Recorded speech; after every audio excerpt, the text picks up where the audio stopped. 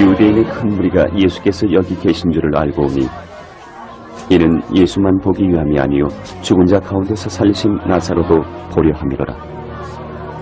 대제사장들이 나사로까지 죽이려고 모의하니 나사로 때문에 많은 유대인이 가서 예수를 믿음이로라.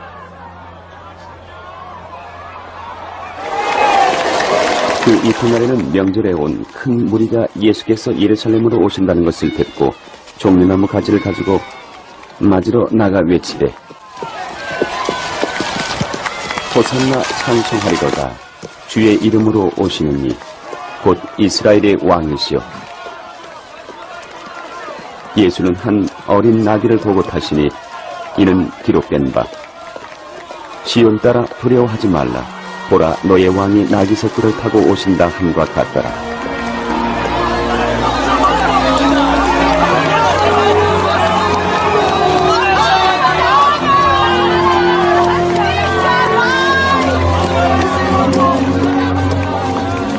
제자들은 처음에 이 일을 깨닫지 못하였다가 예수께서 영광을 얻으신 후에야 이것이 예수께 대하여 기록된 것임과 사람들이 예수께 이같이 한 것임이 생각났더라.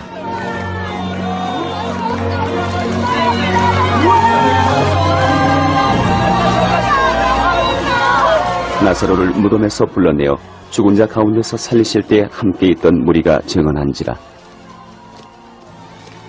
이에 무리가 예수를 맞으면 이 표적 행하심을 들었으니로다. 바리새인들이 서로 말하되 볼지어다, 너희 하는 일이 쓸데없다. 보라, 온 세상이 그를 따르는도다.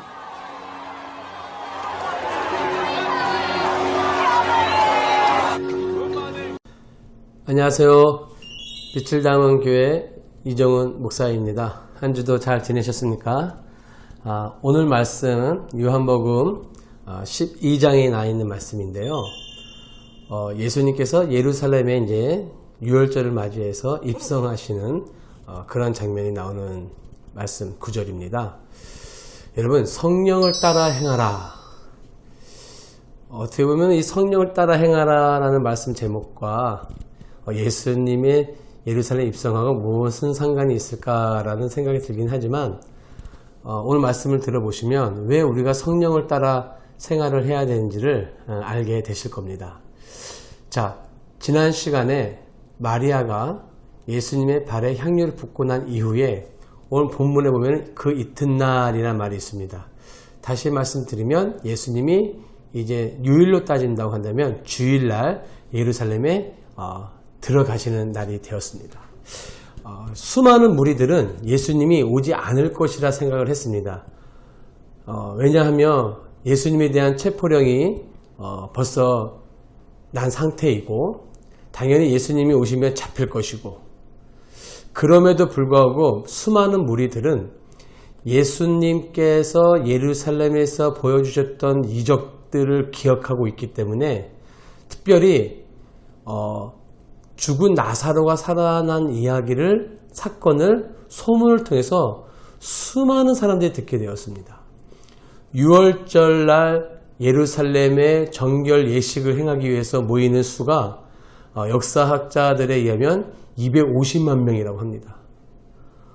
어떻게 보면 그 많은 사람들이 예수님의 이 놀라운 기적의 사건을 소문을 다 들었을 겁니다. 한편으로는 예수님이 예루살렘에 오셔서 뭔가 더 큰 또한 표적을 보여주셨으면 하는 기대감도 있었을 것이고요. 또 한편으로는 설마 예수님이 오실까? 대제사장과 바리새인들이 예수를 잡으려고 하는데 올라오실까? 그런 반반의 마음을 가지고 있었는데 예수님이 올라가셨습니다. 예수님이 모르셨을까요? 자기를 잡으려는 사람들도 있을 것이고 본인이 죽어야 된다는 것도 알고 계셨음에도 불구하고 예수님은 올라가셨습니다. 그 이유는 딱 한 가지, 예수님이 이 땅에 오신 사명을 감당하기 위해서 오셨습니다. 예수님이 이 땅에서 오셔서 하신 많은 일들이 있습니다. 소외되고 가난하고 힘들고 어려운 자들과 함께 있으시면서 식사도 하시고 치유해 주시고 많은 이적들을 보여주셨는데 그것이 예수님의 근본적인 목적이 아니죠. 예수님의 근본적인 목적은, 이 땅에 오신 목적은 우리를 위해서, 우리의 죄를 위해서 십자가에 죽으시기 위해서 오셨습니다. 그것이 예수님의 목적입니다. 이 예수님의 목적을 누가 더 잘 알까요? 네, 사탄이 너무도 잘 압니다. 그래서 예수님을 넘어뜨리려고, 예수님을 시험해서 그 목적을 잊어먹게 하기 위해서 얼마나 많은 시험들을 했는지 모릅니다. 광야에서 금식하고 있었을 때 사단이 나타나서 돌을 떡을 만들라, 높은 데서 떨어져라, 많은 천하의 만물을 보여주면서 나에게 절하라. 그렇게 한 이유가 뭐예요? 사탄이 예수님이 그것을 못할 거란 걸 알았을까요? 아니요, 알지요. 그보다 더 큰 일을 하실 거란 것을 사탄은 압니다. 그럼에도 알매도 그것을 시험한 이유는 뭡니까? 예수님이 이 땅에 오신 목적을 잊어먹게 하기 위해서. 보세요. 예수님이 돌을 떡으로 만들어 보세요. 예루살렘에서 만약에. 그럼 여러분, 그거를 본 많은 사람들이 어떻게 할까요? 성경의 표현대로 한다면 많은 사람들이 예수를 믿더라, 이런 일들이 일어날 거라고요. 또 한편으로 공중에서 높은 데서 한번 뛰어내려 보세요. 천사가 안 바칠까요? 바치지요. 다른 방법으로라도 예수님은 거기서 살아나실 겁니다. 근데 그 광경을 보았던 수많은 무리들이 그 예수님을 어떻게 할까요? 멀리 할까요? 아니죠. 예수님을 믿는 사람들이 더 많아질 겁니다. 그럼으로 인해서 예수님이 어떤 마음이 생기실까요? 예수님도 인간인지라 사단이 그 인간의 마음을 또한 이용하는 거죠.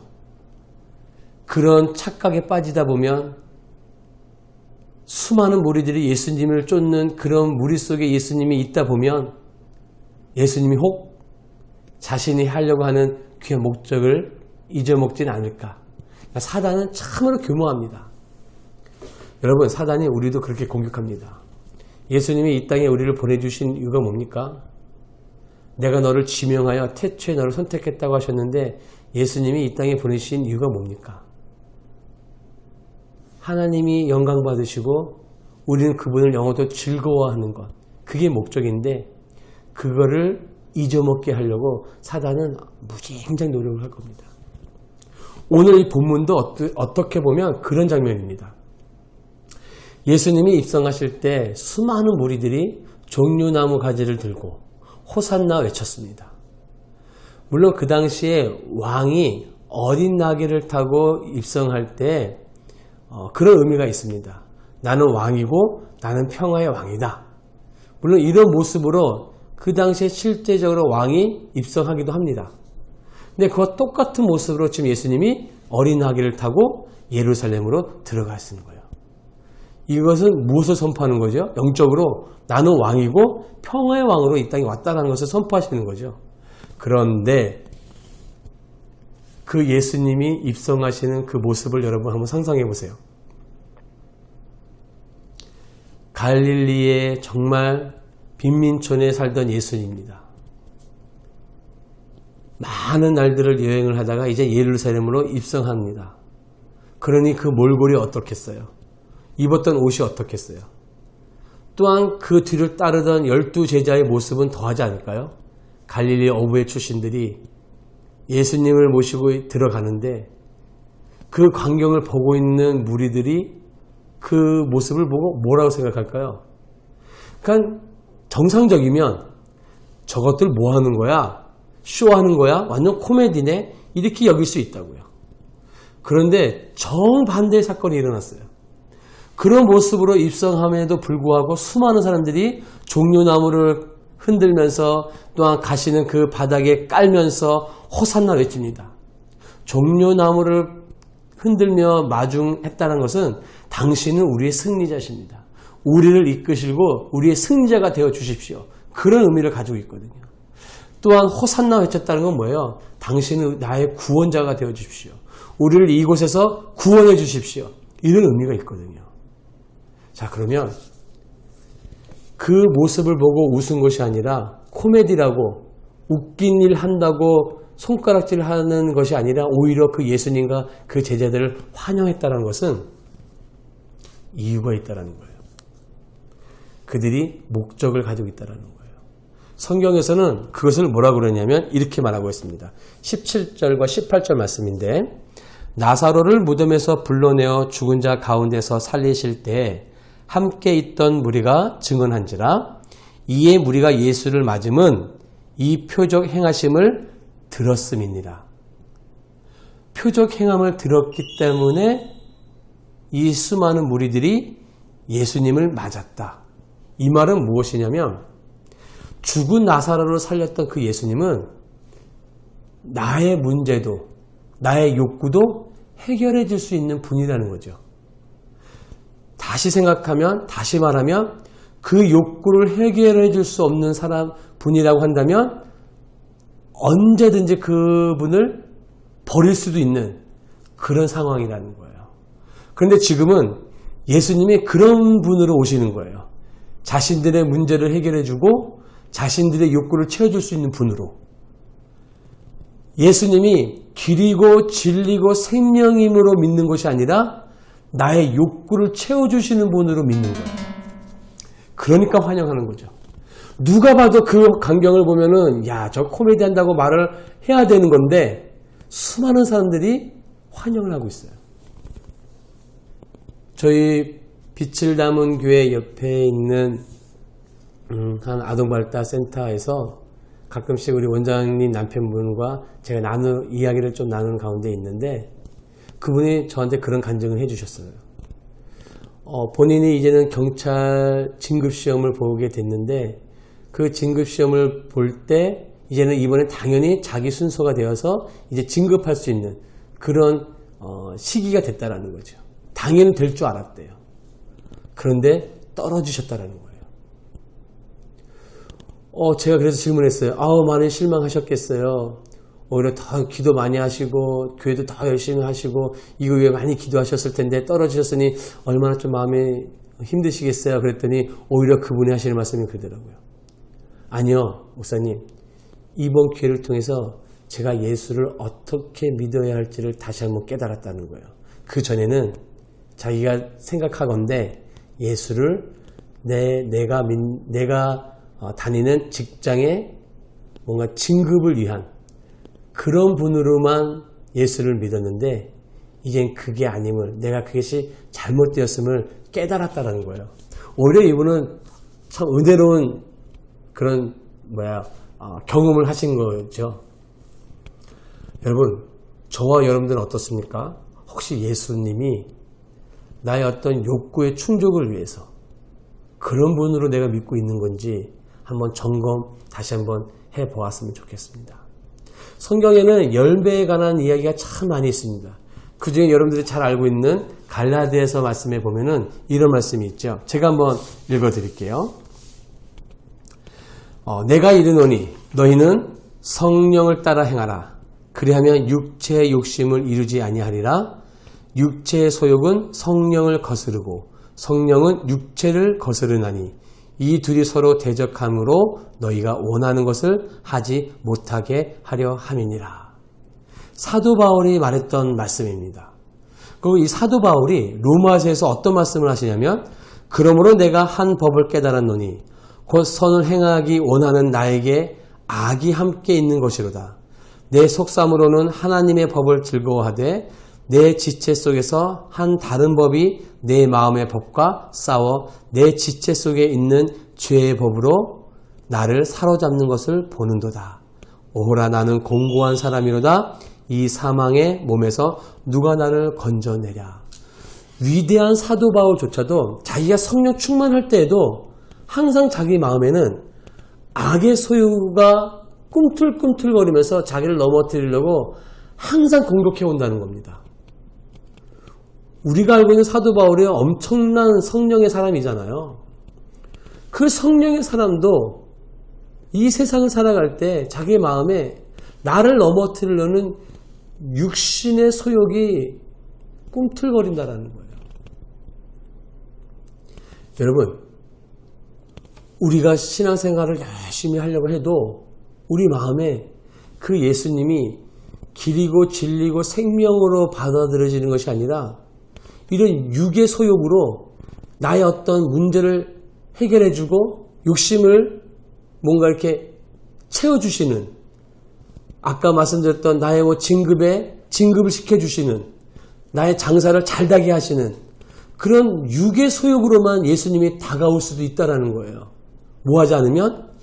성령을 따라 행하지 않으면. 성령을 따라 행한다 하더라도 육의 소욕이 꿈틀거리면서 내가 생각하는 그 성령의 소욕과도 또 부닥친다고 하는 이 사도 바울의 이 겸손한, 어떻게 보면 진실된 고백이 얼마나 위대한지 모릅니다. 사도 바울도 그랬는데 우리는 어떨까요, 여러분? 저와 여러분들 잘 싸우고 있습니까, 여러분? 오늘 말씀을 통해서 정말 그 수많은 무리들이 예수님을 환영하면서 호산나 외쳤지만 아시잖아요. 일주일 뒤에 그렇게 호산나 소리쳤던 무리들이 예수님을 십자가에 못 박으라고 외치게 됩니다. 왜 그래요? 예수님이 믿음의 대상이 잘못됐기 때문에 그렇죠. 그건 너무도 뻔한 결과예요. 예수님을 죽인 사람이 예수님을 알지 못하던 자들이 아니라 예수님을 향해서 호산나 외치던 사람들이었습니다. 우리는 안 그럴까요? 우리도 조심해야죠. 여러분, 한 주간 다시 한번 열심히 선한 싸움을 싸워 가시면서 정말 예수님을 따라 성령을 따라서 좋은 열매들을 맺어가는 저와 여러분들이 되었으면 좋겠습니다. 어떻게 성령의 열매를 맺느냐? 여러 방법이 있겠지만 제가 한 가지 방법을 가르쳐 드린다면, 여러분, 예수님 생각 많이 하세요. 시간마다 예수님 생각 많이 하세요. 아침 먹을 때 기도하고, 점심 먹을 때 기도하고, 저녁 먹을 때 기도하고, 그것도 안 하는 사람보다는 낫지만 그런 식으로 아침, 점심, 저녁에 기도하면서 예수님을 생각했던 것처럼 좀 더 훈련이 되시면 아침과 점심 사이에 한 번 더 하시고, 점심과 저녁 사이에 한 번 더 하시고, 저녁과 잠들기 전에 한 번 더 하시고, 이것이 훈련된 사람은요 1시간마다 한 번 예수님을 생각해 보세요. 그것도 훈련되신 분들은 30분마다, 그것도 훈련되신 분들은 수시로. 그러니까 이번 한 주간 여러분 한번 여러분들 스스로를 한번 훈련해 보시길 바랍니다. 어떻게 해요? 매 시간마다 하나님을 생각하는 거예요. 예수님을 생각하시는 거예요. 그 생각하는 것만으로도 우리는 성령의 열매를 맺어갈 수 있습니다. 여러분, 악한 소욕이 또한 꿈틀거릴 거예요. 그때마다 더욱더 예수님 생각 많이 하시고 승리하는 저와 여러분 되길 축복하고 기도하겠습니다.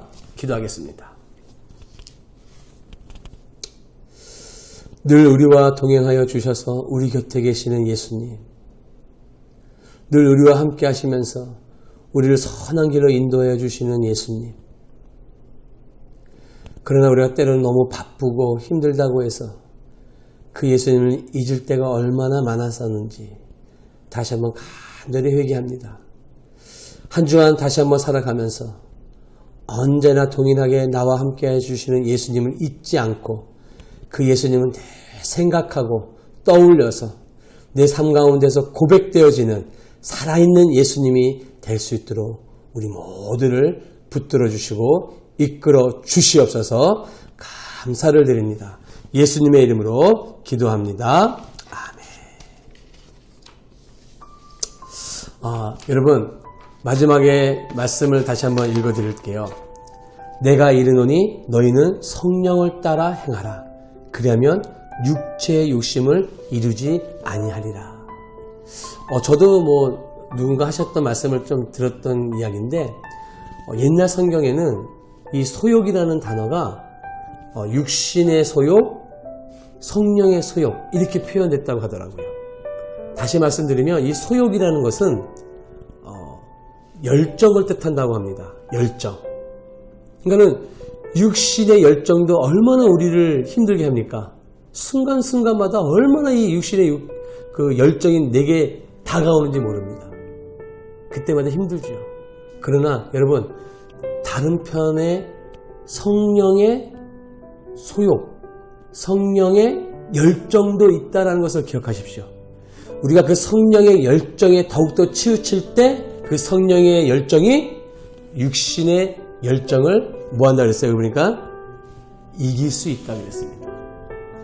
그 성령의 열정을 할 수 있는 방법은 뭐냐? 예수님 생각 많이 하시는 거예요. 그런 저와 여러분이 되어서 한 주간도 멋진 그리스도인들 되길 바라겠습니다. 감사합니다. 승리하세요.